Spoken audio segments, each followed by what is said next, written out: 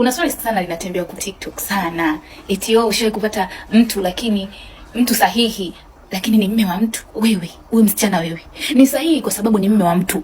Yaani ni sahihi ndio maana kaitwa mume wa mtu. Ukishakuwa mume wa mtu unajua vizuri how to treat a woman. Trust me. Ndio maana wale mnawaona wana mapenzi ya kweli kwa sababu tayari wanaishi na mwanamke, wanajua yaani wameshamsoma mwanamke, wanajua mwanamke anatakiwa adanganyweje.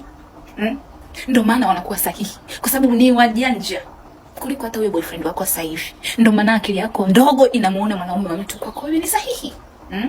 Pili, jiweke kwenye viatu vya yule mwanamke sasa. Yaani fanya kama wewe ndio umeolewa shoga yangu. Je, afu umekuta kibinti kimeandika mtandaoni au kimejiandikisha status hivyo, ungejisikiaje? Mpe jibu wewe kama nani, kama mke. Yaani jipe jibu wewe mwenyewe. Jifanye sasa ndio uko ndani ya ndoa, alafu umekutana na binti kaandika hivyo, alafu mjibu. Itakusaidia sana kwa sababu ndio jibu ambalo unalitaka. Afu kingine, muombe Mungu na wewe akusaidie upate wako. Sawa Watu mnatembea na mikosi kwa sababu ya yale machozi ya wake za watu. Unakuta mtu umejisahau. Mwanaume sasa ndio unamuona kama ni wako wako. Yaani sasa umeanza kumkandia yule mwenye mume, unamwambia mwanamke wako, yaani mwanamke wako ni babe, mbona ili shati halijalifua vizuri? Mbona sijui nini na nini ili mwanaume aje kwako. Mume wa mtu maziwa, mke wa mtu sumu.